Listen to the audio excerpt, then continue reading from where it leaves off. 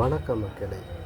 பொதுவாக இப்போ நமக்கு என்ன தேவைப்படுதுன்னு கேட்டிங்கன்னா, நல்ல சிந்தனைகள் தேவைப்படுகிறது. நல்ல சிந்தனை எங்கே கிடைக்கும் அப்படின்னு சொல்லி கேட்டால், புத்தகத்தில் தாங்க கிடைக்கும். புத்தகத்தை நீ தலை வணங்கி குனிந்து படித்தால் உன்னை தலை நிமிர்ந்து நடக்க செய்யும். அதுதான் புத்தகம். அதுபோக அனுபவ ரீதியாகவும் நல்ல சிந்தனைகள் கிடைக்கும். நமது முன்னோர்கள் சொல்லி வளர்த்திருந்தால் அவர்கள் சொல்லக்கூடிய வரலாற்றிலேயும் நல்ல சிந்தனைகள் கிடைக்கும். மறைந்த தலைவர்கள் முதல் நல்ல சிந்தனைகள் கிடைக்கும். அவருடைய புத்தகங்கள் படித்தாலும் நல்ல சிந்தனைகள் கிடைக்கும். ஆகவே புத்தகத்தின் மூலமாக நிறைய சிந்தனைகள் கிடைக்கிறது, வாய்ப்புகள் அதிகமாகவே இருக்கிறது.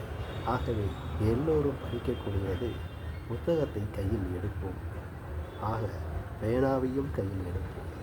நமக்கு என்ன தோன்றுகிறதோ, அதாவது சில சமயங்களில் எல்லாத்தையும் சோகமாக இருக்கும்போது சில பேர் தூங்க போவாங்க, சில பேர் இயற்கை ரசிக்க போவாங்க, சிலங்க ஜாலியாக எங்கே நடந்து போயிட்டு வருவோம் அப்படின்னு போவாங்க, இல்லைன்னா கோயில் குளத்துக்கு போவாங்க.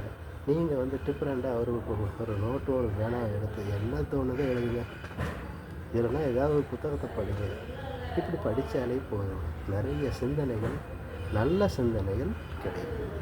ஆகவே இதை சொல்லிக்கொண்டு இந்த வாய்ப்பளித்த எல்லாருக்கும் நன்றி தெரிவிக்கிறேன். நன்றி.